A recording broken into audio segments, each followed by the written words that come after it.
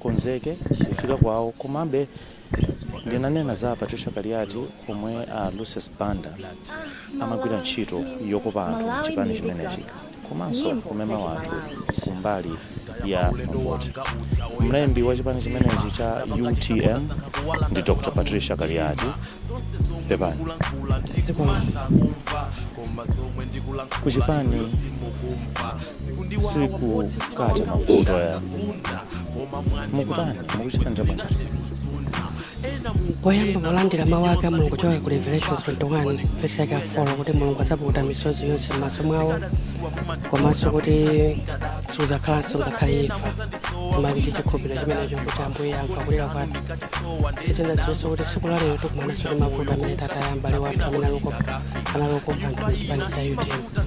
Ife ndifo tilimbikitsidwa ndi Masalimo amene ananena kuti adzatonthoza onse osweka mitima chikhulupiriro chathu.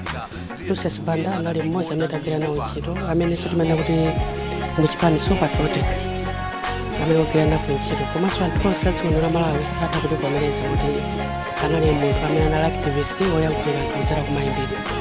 Anali munthu amene samafuna kuti anthu akumane muzowawa ndipo nyimbo zake zinali zotonthoza, zinali zachiphunzitso komanso zinali zopempha Mulungu.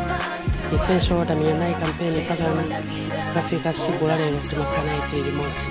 Lero ndikuti tsono maso athu tiyang'ane kuti tiyang'ana kwenu Ambuye kuti umatero kuti pamene ife taswedwa mtima mapemphero athu ndi maso ano amakhala ochera ndi makutu ano amakhala ochera nthawi zonse tindi chikhulupiriro kuti atimvera ife anthu a UTM chifukwa tathedwa nzeru.